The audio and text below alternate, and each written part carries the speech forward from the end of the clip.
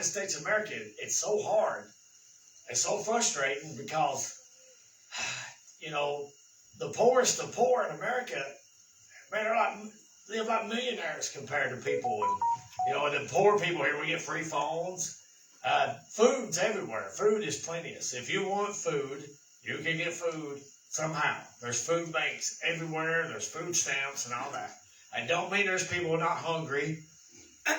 A lot of those people, I wish we knew where they was at so we can go directly to them and feed them and help them. It doesn't mean that, you know, little kids are not suffering. And I wish I knew where they was at so we go straight to them and help them. And you know, like Gary the other night, you was showing them pictures of the people standing outside panhandling. And the kids are back there going, oh, you know that man gets a check. Oh, you know they get food stamps. They want to. They're standing out there. And I thought it was kind of funny, you know, that they understand. In America, they can. I know panhandlers. Like somebody here caught one panhandling one day. He lives in a house nicer than any of us. He's got a nice car. And he's just out there because it's easy money. He's out there panhandling. And I thought, man, you know, we want to help people, but we want to help the right people. We don't want people taking advantage of us. I've run them out of this church before because I've been in church my whole life, and I've seen the same people come in there. Oh, I got a job, and I ain't got gas money to get there. I just got this new job. I'm like, well, you must have a lot of jobs because you've been saying that since I was a little kid, and you're still using the same line. And I can tell you stories all day. Preachers and pastors tell me about how people come trying to get their church money and all that. And I told that woman, I said, look, and the nice, the Sapphire and Acts, they fell over dead. I said, you're lucky God will strike you dead going to churches trying to lie to them, get all their money. But do we not? We want to help people, but it's just hard. We don't want to be taken advantage of. We don't want to waste God's money. And we don't want to be what's that word? Kind of a contributor. You know, I know a lot of people, they're broke because they're spending all their money on drugs. And enabler. We don't want to be an enabler. And I like doing the blessing box out here. I think that's great. We don't want nobody to starve death. I don't care if they spend every dime they got on meth. I don't want them to go hungry, so at least they come here. But at the same time, I'm not going to pay all their bills for them and go fill their house up if they're spending all the money on meth and everything.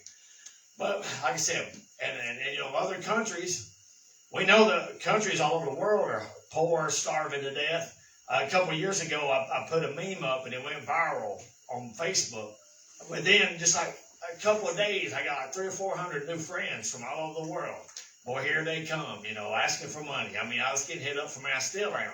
I get hit up for money every day for them guys. And I would love to help them people if I knew they was legit. Because a dollar goes a lot further in Africa in some of them countries than it does here in the United States.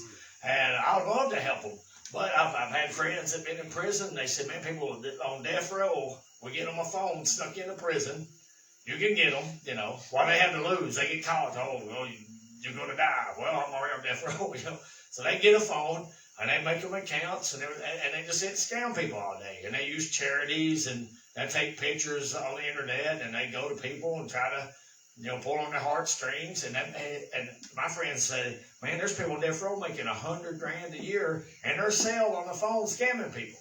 So you don't want to be scammed, you know. But still, even if we do get scammed a little bit here and there, we are commanded to help the poor. And Jesus said, the poor will be with you always. I think it was kind of funny. Elon Musk, I don't know if I like him or don't like him. I don't know. I've got my guard up on everybody, especially when they got wealth that much. But some of the big wigs was talking about taxing the earth so we can feed the poor and eradicate world hunger. And he said, just send me. He said, if you can eradicate world hunger, send me the check and I'll write it. He said, I will write down whatever it needs, whatever it costs to feed the world's poor. I'll do it right now. And they wouldn't let him do it. Because they don't care about helping the big wigs in the world. They don't care about helping the poor. Most of the big wigs in the world talk about the world being overpopulated.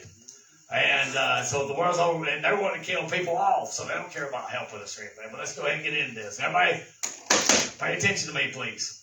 You know, adults alike. Okay. Proverbs 21:13. Whoso stoppeth his ears at the cry of the poor, he also shall cry himself, but shall not be heard. So God made that pretty clear a couple thousand years ago. Who stops his ears at the cry of the poor, he also shall cry himself, but shall not be heard. And so what that's saying is, if you neglect the poor and you don't care when they have need, then and God's not going to listen to you. You can shut a door of heaven up by ignoring the poor. And like I said, it's a little bit hard for us, United States of America, but still, there's needs out there. And if nothing else, it's just people are needing, they're lonely. They're needing companionship. They're needing help. They need somebody to talk to them. There is a lot of people, like I noticed today, there's a trend of people, you work your whole life, you get on Social Security, you get so much a month. It ain't a lot of people. And then you have your bills, and the bills are getting more expensive. And then next thing you know, you got $100 a pill of medicine that you've been prescribed on, and it wipes you out. And those are the kind of people I want to help. Those kind of people, I wish they let us know. We can help them. And also in the Bible, and I need to put this out here too before we go any deeper in this. It talks about if you don't work, you don't eat. So that's another thing about the enabling. And it also says, it talks about in 1 Timothy 5 that nobody's supposed to be on the dole of church. Church is not supposed to just give handouts to one person over and over and over every month, unless they're a widow. Okay, and this is but there's stipulations. They had to be over 60-year-old, and they've had to have been living a holy life, helping everybody they could help when they had the means. And they couldn't have any family at all. If they had any family that could help them, I'm talking nieces, nephews, brothers, anything, that the church was not responsible for them. But they had nobody that's over 60 years old. They were holy. They helped people. They were called a widow indeed. That's what there's difference in widows and deeds. And he said, then you can help those people. But he forbid giving the young widows money, because he said if you give them money, they won't work, don't do nothing, they just go around gossiping to everybody. That's what it says. That's true. You get people idle, and next thing you know, you just got people running around here gossiping and causing trouble and causing all kinds of mess. I tell you, the Bible is full of a lot of truth, hard truth, and a lot of hard wisdom. He that hath pity upon the poor lendeth unto the Lord, and that which he hath given will he pay him again. So it's actually saying, if you give money to the poor, you're lending to God, and he will pay you back in some way or some other. I was part of a church. I'm not going to say a name. Don't ask me when you see me after church. I won't tell you. But I was part of a church one time, and they had a vacation Bible school. 80 kids came, and some adults too. And it's hard to go out and pick people up Sunday mornings, to pick kids up and everything. It's hard to even get yourself together and come to church. Me and Jenny, we don't never fuss on Sunday mornings. We don't have no fights. But one reason we make sure that stays that way, we drive separately. Because I've seen pastors, they pull in church, their wives, their faces be red, where they've been fussing and fighting. How many it is by getting to church in the morning? You get to work easy, get to school easy. Getting to church, you got to fight the devil and every demon in Hades to get here. But so it's kind of hard to go out and pick 20 people up and bring them to church. But I noticed during Bible school, 1 week out of the year, people would put a little effort to go picking people up and bringing them to church. And I noticed that we had 80 kids. They counted 80 kids that came that week. And a lot of them was part of the church that went there. But a lot of them, they wasn't part of a church. They didn't have nowhere else to go. And me and some of the other guys got together and said, why don't we try to get a church van? And we agreed we would drive the church van. Trust me, I don't like driving big vehicles. I get nervous. I don't like them. My dad likes horses. I don't, because I get nervous on them. And them back roads where I used to go to church at, they was about this wide, and everybody drove a dually. So every time you passed the car, you had to drive somebody's driveway half a mile so they could get by you. And I knew getting a van driving back in on back roads was going to be a pain, but we was willing to do it. We hadn't had it set up. We had people willing to watch the kids when they got there, and there was adults wanting to come too. There's lots of adults that said, I just don't have the gas money to get anywhere. So we was going to pick up adults, we were going to pick up kids, and said we will. We had it all walked. We won't be bothering nobody. We just be picking them up, bringing them, looking after them, teaching them, and doing what God's called us to do. And now about 95% of the church like, yeah, that's a good idea. Let's keep the ball rolling. But you had 2 or 3 crybabies in there. Oh, no, we don't want to be bothered with a bunch of little kids in here. And they cried around. And guess what? Well, we didn't get the vans. And we didn't get the kids coming.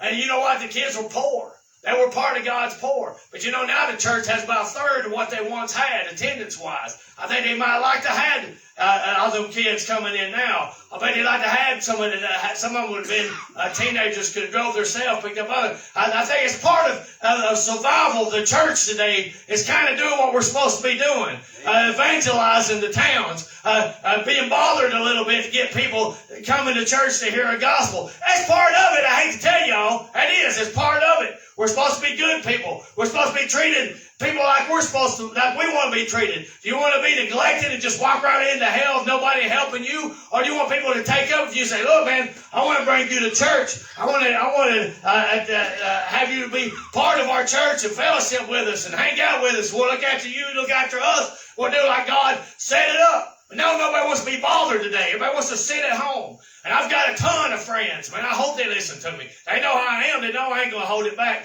Sitting at home, they know God. They've been saved. They've been part of church, been part of ministries before. They had their little booty-hoo, feelings hurt. My little feelings hurt. Cry, baby, cry. And they sit at home and boo-hoo and pout. And then they smoke pot all the time. And, oh, yeah, I don't need to go to church. I can sit and watch YouTube and watch them people, them goofballs on YouTube, teach them a bunch of crazy stuff. Now they think they're smarter than everybody. I've been hurt, now I'm smarter than everybody. And I'm going to sit at home and do nothing, waste your life away, thinking God's cool with it. Bible said you're supposed to be a church.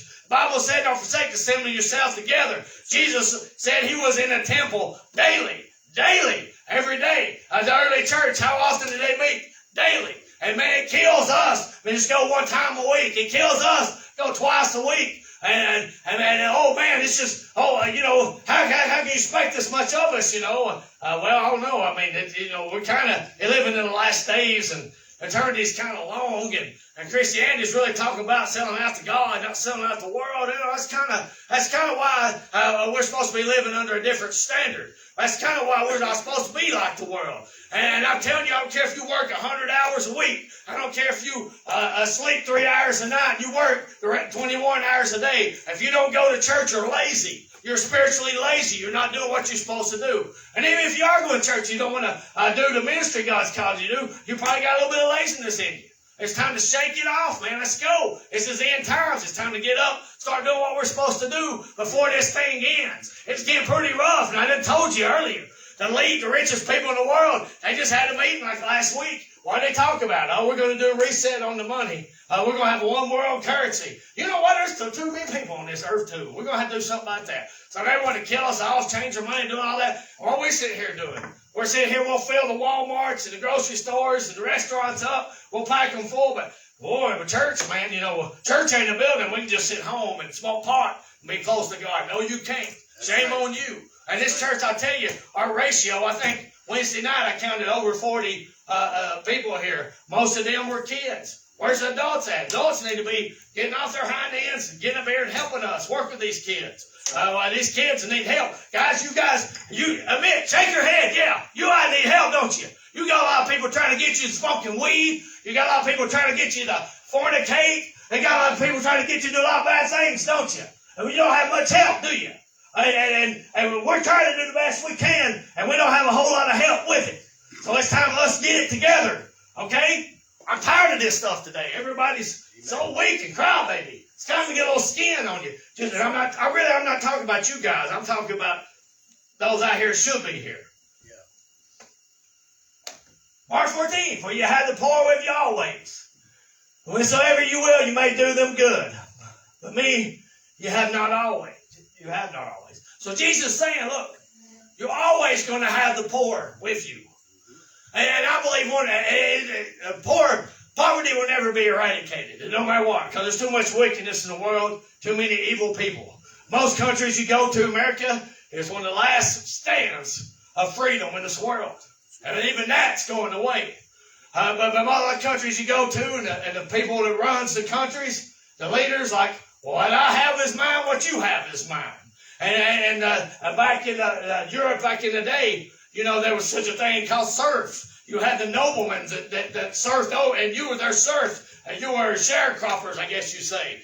You got to keep a little bit of the work you did, and they got the rest of it. They said the bubonic plague come out, and people were just dying off everywhere. And so a lot of people in the country, a lot of poor people survived because they was out there in the country. They weren't exposed to the disease. And they survived. And man, when the noblemen got out of the way, they were prospering. They were growing good crops. They were raising cattle. They were trading amongst each other, doing good. And what happened? A few noblemen that survived the plague comes in and starts killing them. Takes them over again. That's how the world is. Always be poor. As long as we have Satan loose and this earth, there'll always be poor. But listen, God called his people to take care of the poor, to look after the poor, not neglect the poor. Jesus came to preach to the poor. We're here to preach to the poor. And we're not supposed to stick our nose up snobbing to nobody. I've heard a lot of stories. I didn't grow up poor. I grew up like low middle class, I guess. I didn't grow up poor, so I really don't know. But I've had friends that were poor. And I had a lot of them tell me, so many of them told me, man, nobody ever helped us nothing. Nobody ever gave us anything. And I tell you, that's one good thing I like about the United States of America. One friend I went to school with, I remember going to his house. He lived on 92 down there on Lakeshore. He had one shirt he wore to school every day. One shirt. The thing was supposed to be in black. But by the time, after about 6 months wearing the same shirt, it was about that color. And I remember going to his house. He had nothing. I mean, dirt poor. Single mom. I never seen her. She's probably working like a dog. He had a brother. I mean, poor. And I lost contact with him. I seen him, and he couldn't read or nothing. He couldn't read. He had kind of a struggle in that area. I seen him at the bank one day. Man, it's like 10 years later. I said, hey, man, remember me? We used to hang out at school. He's like, yeah, I remember you. And from the bank, probably past Tennessee Furniture, was a bunch of construction, like trailers and trucks and dump trucks and all that. I said, what's that? He goes, that's my construction crew. Construction crew, yeah. The man couldn't read to come from, absolute utter poverty. Had a parade of construction machines with him. So see, we can get out of that. We don't have to stay in the United States of America. Anyway, Luke 4. The Spirit of the Lord is upon me, because he has anointed me to preach the gospel to the poor. He sent me to heal the brokenhearted, to preach deliverance to the captive, recover sight of the blind, to set at liberty them that are bruised. So Jesus came, one of the first things he told everybody when he announced that he's the Messiah, when he announced, I have a ministry. What did he say God sent him to do? Preach to the poor. Poor is always, they seem to be the most neglected. I had a preacher tell me, he said, man, when I was a kid, he said, I was so poor. He said, I didn't have nothing. He said, I started going to church. And he said, we drew names. And somebody drew my name and wouldn't even buy me a present because I was poor. They just didn't really want nothing to do with me. He said, honest to goodness truth. Now, this come from a preacher. He wasn't lying about it. He said, they just didn't get me nothing because they didn't really care if I was there or not. And he said, him and his brother always got a snub from everybody there. Everybody was like, I didn't never want him there. He said, we wasn't mean. We behaved. He said, nobody just didn't want us to. At least poor didn't have nothing. I said, did it hurt your feelings when you didn't get no present? He goes, no. He goes, I didn't have nothing anyway. I was just not getting nothing. He said, but some woman seen that I didn't get nothing, gave me a $20 bill and went chewed out. He said she went doing some chewing out.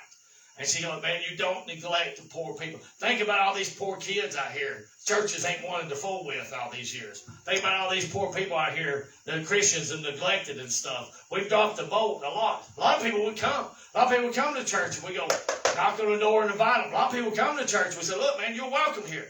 Because, how would you like to not have much? And maybe your parents is hooked on drugs and hooked on meth, hooked on crack or something. And they're selling all their food stamps for pills and all that. And you're starving to death. You ain't got no clothes. And you're not got good hygiene. You're not bathed good. And everywhere you go, people kind of give you that look right there. Kind of give you a look right there. But I tell you what, man, it don't need to be that way with church. We need to make sure the kids know they're welcome here. We need to make sure adults know they're welcome here. My cousin told me, said she went to the church down the road when it's at Kingswood. And she goes, man, I was hooked on pills bad. She's like, I was a drug addict. At one time, she was a prostitute and everything. She said, man, I was hooked on pills bad. So I brought my daughters to church. And she goes, everybody there, man, they loved on us, and they welcomed us. They told us, look, come back. She said, I couldn't even keep my head open during the preaching. I was nodding off because I was on pills so bad, so I couldn't even stay awake. He said, but they would welcome us. And I remember leaving and said, I just felt the love. I felt the acceptance. I said, man, I felt really good. They act like they wanted my kids there. Said, I went back the next Sunday, same way. They still act like they want me there. And then they invited me to their home. They had the home church or whatever, and the small group meetings, whatever. Said, it's nice to my kids, nice to me. She goes, man, long story short, eventually I quit. Said, because of their help and their love and Christ. She goes, because of that, I'm been clean for like 20 years now.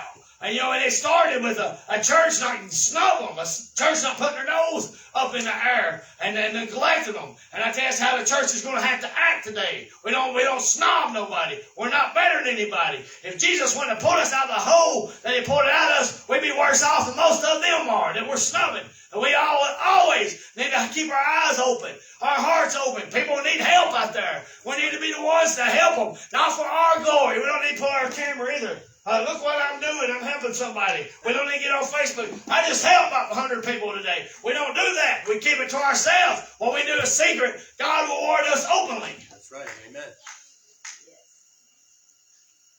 James 2. What doth it profit, my brethren, though a man say he hath faith and have not works? Can faith save him? For brother or sister be naked and destitute of daily food, and one of you say to them, depart in peace, be ye warm and filled. Notwithstanding, you give them not those things which are needful to the body. What doth it profit? Even so, if it have not works, it's dead, being alone. Now, we're not saved by works. We're saved by grace. That's right. But if we're living under grace, we need to show grace to people like God showed grace to us. Amen. We could be dead and be in hell right now for eternity. God gave us mercy. God gave us alive for a reason. And that reason is to live for Him. That reason is to serve Him. And we need to be looking. Man, I wish so bad I could go back to school and redo things. I sit back and think all the time, as a little kid, when everybody get up, go and get their snacks, they had no money to get snacks. I wish I could have helped them out with that. I remember this one boy, he was so mean. Me and him hit each other 1,000 times ago. The day Tyler was born, he flipped me with a towel, and I punched him in the face. And me and him always fit all the time. But I've always liked him because when nobody's looking, he'd buy poor kids Cokes. He'd buy a kid, he'd make sure everybody had a Coke and snack and everything. So I still like him this day. I told him last time I seen him, I said, I always liked you because you always looked out for the poor people who didn't have nothing. And Dad over here, I ain't trying to flatter Dad. I didn't know if he's going to be here this morning or not. But man, I got killed in high school. I had no good personality. I was mean. I was hateful. I was grouchy. I liked to aggravate people to death. There's people waiting in high school kill me. That's boy, I can't wait till that gets there. He's going to be my punching bag. But you know what? My dad was so good to the poor people. The poor kids that went to the school, they wouldn't let nobody mess with me. And I remember I walking down the hall, and all these, killers, these big mean killers, man, just grew up just rough and tough. And they just not smiling on their head of them. Why they smiling on their head of them? It's because Dad always looked out for them. And Dad said, there'll be kids so mean, you just want to take them outside, just beat them to death. They're just so mean. But he said, I always got over that. I make sure I watch them eat. There's a lot of times the mean kids, they'd eat fast and aggressive because they're hungry. And he said, man, what they go home to, it's sad, it's tough. And he said, and we can't just always be mad and angry at these people because we don't know what they're going through. And he told me, there's kids you're not allowed to hang out with. I don't want you to hang out with them. They are mean. They're bad influence. But he still took care of them. He still looked after them because he knew what they was going through at home. And that's the way we're all supposed to be living. We're supposed to be looking out for people, not just thinking about ourselves all the time. That's right. Psalms 41, blessed is he considereth the poor. The Lord will deliver him in the time of trouble. So it's telling you right there, the Bible's telling you, if you look after the poor, when you get in trouble, guess what? God's going to help you in trouble. I had a relative, I ain't going to say his name, who he is or nothing, because, I don't think there's no bad reason to tell him. I just think, but somebody was dying, and they said something, they got back to him, they was wanting squirrel meat before they died. So he went out, killed a bunch of squirrels, skinned them, cleaned them, took them to that person's house. But guess what happened? When he got sick and got down, almost died, person come back, gave him I can't remember, it was like $1,000 or something, his family members did. And they ended up getting like tens of thousands of dollars because they've been helping people in the past. And they didn't do it for a reward. They didn't do it for nobody to help them back. They did it because they were out of the kindness of their heart. But God rewarded them. And God kept them alive a long time, too. A lot longer than they're supposed to be dead in the 90s. They're on their deathbed twice and they're still here. 90s is a long time ago. And God, when you get in trouble, if you take mercy on the poor, He's going to help you out when you need it. That's what the Bible says. And so the Lord will preserve him and keep him alive, and he shall be blessed upon the earth. And thou wilt not deliver him into the will of his enemies. That's pretty good too, isn't it? Amen. All right. Proverbs 14:31. He that oppresseth the poor reproacheth his maker, but he that honoreth him have mercy on the poor. So if you oppress the poor, you take advantage of them. You know, I'm watching people, you know, up and comers, the rich people, you know, they're making money and everything. And I learned you can make money being good to people. But you can also make money doing people wrong. And I watched just in my neighborhood, this guy, he bought land, built a house, sold it to these people. Oh, thank you, you know. Thanks for building us a nice house and selling us to it. Oh, that's fine. Then he bought the lot in front of them, built a house right in front of them, blocked their view of everything. I mean, just right smack dab. Their house was facing a golf course, and he built one right smack dab in front of them. Why? He don't care. He's worried about the money more than he care about what them people think. That's how a lot of people get rich. They don't care. They get on top of other people. Shame on that person. Shame on them. Man, it ain't worth people aggravating people to death for any kind of money to me. It ain't supposed to be worth any kind of money to do people wrong. And a lot of people get rich by doing people wrong. And that's a shame. And God said, you reproach him when you do that. But if you want to honor him, you have mercy on the poor. You don't take advantage of them. Matthew 25:34-36. Then shall the king say on his right hand, Come, ye blessed of my Father, inherit the kingdom prepared for you from the foundation of the world. For I was hungered, and you gave me meat. I was thirsty, you gave me drink. I was a stranger, you took me in. Naked, and you clothed me. I was sick, and you visited me. I was in prison, and you came unto me. And like I said, we're not saved by works. But don't you ever disqualify works as not being important. Because the Bible tells, Jesus telling you right here, hey, you all come to heaven. You fed the poor. You visited the sick. You visited those in prison. You helped clothe those that are naked. Come on here. You're the kind of people I want to spend time with for eternity. But then the other side, then he shall say unto them on the left hand, Depart from me, you cursed, and everlasting fire, prepared for the devil and his angels. For I was hungry, and you gave me no meat. I was thirsty, you gave me no drink. I was a stranger, you took me not in. Naked, and you clothed me not. Sick, in prison, you visited me not. That's the kind of people God don't want nothing to do with eternity. We talked a week or two ago, Margie, about culling. You know, you take the tomatoes that wasn't much count, you just put them aside. That's a cull. That's what God's going to do. He's not going to spend eternity for a bunch of people who's all worried about themselves. He's not going to spend eternity people. He don't care what this Bible says right here. He don't want to spend eternity when people want to sit home and smoke weed all day instead of doing what God has called them to do. God wants to spend eternity where people is looking out for his people. God wants to spend eternity with people who's trying to glorify God by their actions. And they're supposed to do great works and take care of his people. I don't know about you, but I like people take care of my kids. I like people's nice to my kids. You're kind to my kids. It blesses my heart. But I don't like to say my kids treated bad either. Nobody likes to see their kids treated bad. But God's got the love for a child and even more for everybody on this planet. You know, it has to anger him when we treat people so ugly. It angers him when we treat people so bad and we give them a cold shoulder and we ignore them. That angers the Lord God. Then shall they answer, saying, Lord, when will we saw thee hungered or thirst or stranger, naked, sick, in prison, and did not minister thee? Then shall they answer them, saying, Verily I say unto you, insomuch you did not to one of these least of these, you did not to me. And these shall go away into everlasting punishment, but the righteous and the life eternal. God, when did I not look after you? Well, when them 80 kids was wanting to come to church and you wouldn't let them get a bus and wouldn't bother you at all because you've been crybaby, then that's when you neglected me. When you wouldn't feed these kids out here that's hungry because, I know why they're poor. Their parents own drugs. You let the kids starve to death. You're doing that to God. When you neglect poor people, you being mean to poor people, guess what? You're also being mean to God. I'm almost done. I can tell my 30 minutes being up or about up. My brethren, have not faith in our Lord Jesus Christ, the Lord of glory, with respect of persons. For there come unto your assembly a man with gold ring, goodly apparel, sounds like me. And there coming also a poor man in vile raiment, that's Tyler back there. And ye have respect to him that weareth the gay clothing. Oh, oops.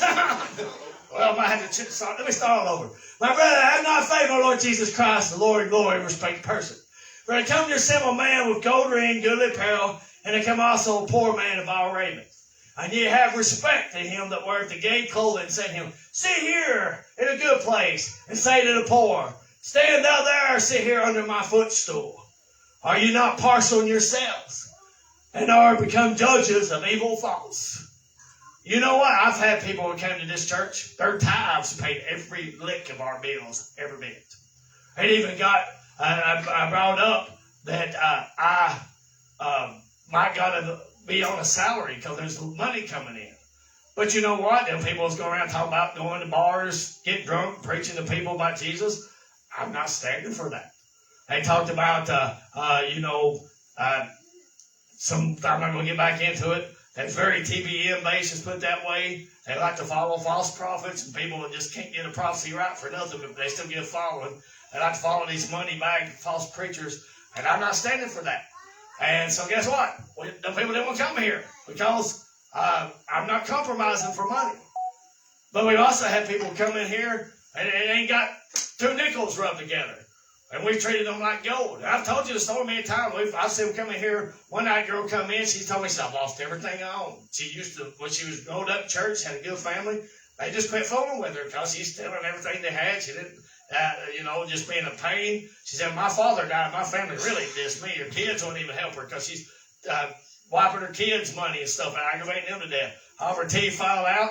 She didn't have nothing. She's like, I'm homeless as I could be. I'm just, she's up here getting food. You know what we did?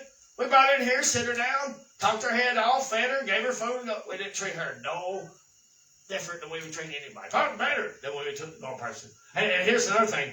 Even though she lost everything, she still gets a big check every month. That's why it's hard in America to help people. My papa, he helped more people every time I'd say his name to somebody.